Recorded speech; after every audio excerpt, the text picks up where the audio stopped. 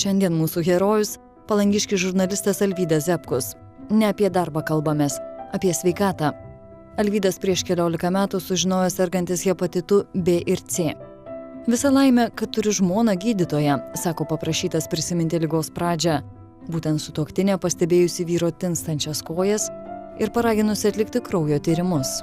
Kai sužinai, kad sergi, tada ir pasijunti besergas.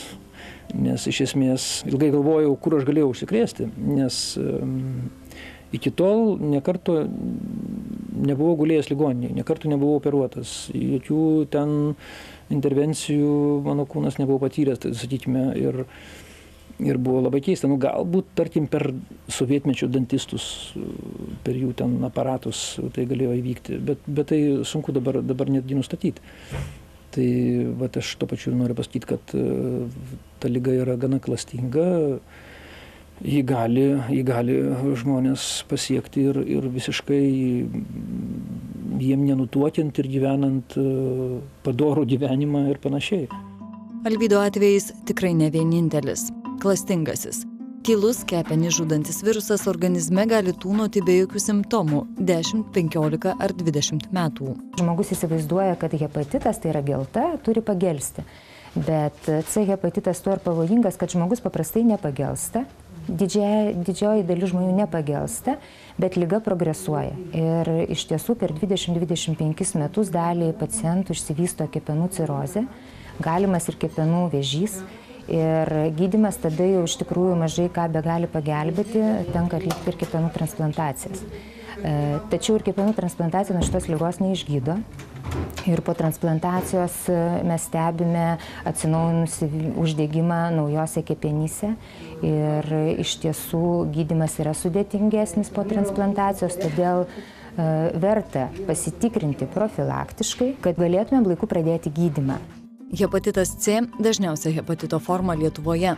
Hepatito B atveju sumažėja, mat nuo šio viruso jau galima skiepytis ir taip jo išvengti. Tačiau būdų užkirsti kelią hepatitui C, plintančiam per kraują ir kitus biologinius skysčius, dar neatrasta. Medikų atliekamų epidemiologinių tyrimų duomenimis Lietuvoje nuo 2 iki 3% gyventojų užsikrėtė hepatito C virusu. Tai gana daug lyginant su kitomis Europos šalimis. Pats virusas atrastas praėjusio amžiaus 9-ojo dešimtmečio pabaigoje. Lietuvoje jo tyrimai pradėti 1993 metais. Plačiau virusas imtas tirti 1994-aisiais. Todėl medikai ragina nelaukti simptomų ir dėl hepatito C pasitikrinti visus, kurie iki 94-ųjų buvo kraujo donorais ar recipientais. Taip pat rekomenduojama atlikti testą hemodializuojamiems pacientams, besidariusiems tatuiruotę ar besivėrusiems auskarą. Jeigu jis anksčiau plito pagrinde per kraujo perpilimą, tai šiuo metu didelę riziką turi visi tie, kurie, nors kartą yra pabandę intraveninių narkotikų, jiems galimybė užsikrėsti yra pakankamai didelė. Nereikia pamiršti, kad nors ir rizika yra nedidelė, bet C hepatitas gali kartais būti perduodamas ir lytinių santykių keliu, ir iš motinos vaikui. Todėl, jeigu viena šeimoje turi C hepatitą, tai turėtų pasitikrinti šeimos nariai. Ir galiausiai, jeigu sveikatos patikrinimo metu ligoniui nustatytas kepenų fermentų padidėjimas, turi būti ligonis ištirtas dėl virusų, tai yra tarpe ir dėl C, ir dėl B viruso. Gydytojai pabrėžia ankstyvą ligos diagnostikos svarbą. Tyrimų metodai dabar paprastesni. Virusas nustatomas iš seilių, nebūtinai iš kraujo. Atsiradę nauji tiesiogiai virusus veikiantis vaistai, išgydymo sėkmę gali padidinti iki 70–80%.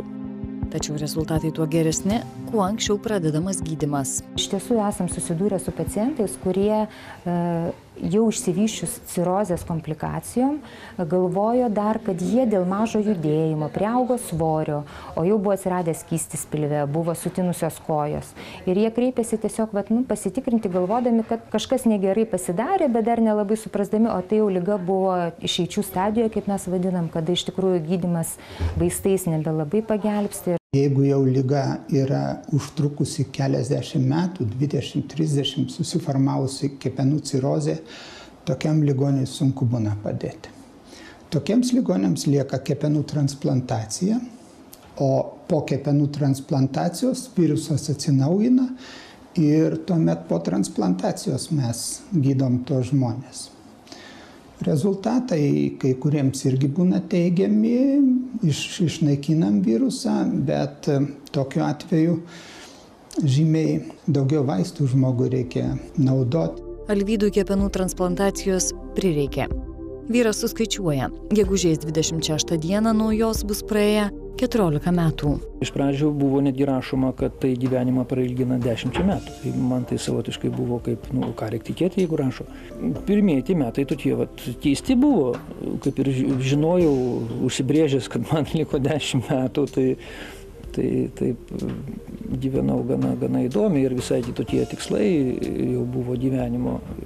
O po to, po kokių 5-6 metų, jau ta informacija pasiekė jau kitokia, kad gali žmonės gyventi ir ilgiau ir netgi jeigu nekyla komplikacijų, tai nugyventi visą gyvenimą, tiek jiem yra skirta. Tai dabar jau kažkaip ramiau dėl ateities. Gydytojai neslepia, transplantacija yra kardinalus gydymo būdas ir niekuomet negali prognozuoti, ar jis bus sėkmingas. Virusas gali pažeisti ir persodintas kepenis ir vystytis greičiau.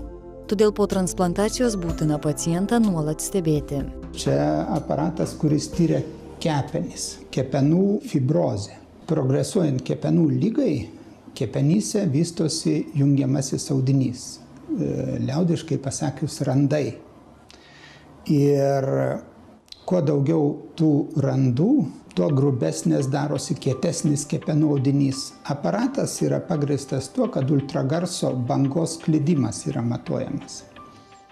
Šiaip parenchiminiuose organuose yra daugiau skystosios terpės ir skysčiais yra vienoks greitis, o kai susiformuoja randai, tas greitis didėja. Ir tuomet mes galim tos ligonius stebėti. Šiaip fibrozės laipsnį mes nustatom biopsijos metu, durdami į kepenis adatą. Tai yra skausminga, kraujinga, komplikacijų būna ir žmonės nelabai mėgsta šito tyrimo. Bet jis yra reikalingas prieš pradedant gydymą prieš virusiniais vaistais. Bet svarbiausia, kad ateityje mes ligonius galim stebėti be biopsijos vien šito aparatu ir po gydymo kurso žiūrėti, ar liga progresuoja, ar stovi, ar regresuoja, ar tie randai išnyksta iš kepenų. Tai yra labai svarbu ir mums, ir pacientams. Ir tai neskausminga visiškai. Aparatas padovanotas, tai ne tik mums, ir Kauno klinikoms, 2 didžiosiom Lietuvos ligoninėms yra padovanotas Roche firmos, šveicarų farmacinės firmos. Jau kelerius metus medikai kartu su farmacijos kompanijomis rengia patikros dėl hepatito C akcijas. Pasitikrinti siūloma atsitiktiniams į prekybos centrus einantiems žmonėms. Šiaip visi duomenys yra tyriant donorus. Donorai irgi yra tokia grupė žmonių, kurie neatspindi gal visos nacijos sergamumo. O atsitiktiniai žmonės jau tyrimas yra kokybiškesnis. Na ir parodė, kad mūsų procentas vis dėlto yra šiek tiek didesnis negu tyriant donorus. Mes daugiau randam sergančių. Tyrimas yra paprastas. Šiuo metu mes iš seilių darom, prieš metus, prieš 2 iš piršto kraujo darėm tyrimus. Čia irgi nelabai sudėtingi tyrimai. Pernai patikrinta daugiau nei 1000 žmonių. Daugiausiai viruso atvejų nustatyta Vilniuje ir Klaipėdoje. Medikai kviečia tikrintis ir šiemet ir nesibaiminti visuomenės stereotipų, jog sirgti hepatitu C vis dar gėda. Juk sergantieji neretai negali atsekti, kada užsikrėtė. Ypač jei tai įvyko anksčiau nei 1994 metais. Tuo metu medicinos progresas nebuvo to laipsnio. Virusas tuo metu iš viso nebuvo žinomas. Ir kažkuria prasme jie yra nekaltai nukentėję visiškai tuo metu įprastų gydymo metodų, kadangi kraujas buvo perpilamas nepatikrinus dėl C hepatito. Taigi šios lygos tikrai nėra kažkokios gėdingos. Jas reikia stengtis kuo anksčiau diagnozuoti ir kuo anksčiau pradėti gydymą. Bent jau mano pavyzdys rodo, kad užsikrėsti galima visiškai netikėtai ir netgi nežinia nuo ko. O tikrintis reiktų vien todėl, kad žinoti žmonėms, ko imtis, kad jie galėtų laiku susirūpinti. Pasitikrinti dėl hepatito C viruso medikai kviečia nuo gegužės 17 iki 19 dienos rengiamoje akcijoje Vilniuje prie Akropolio prekybos centro.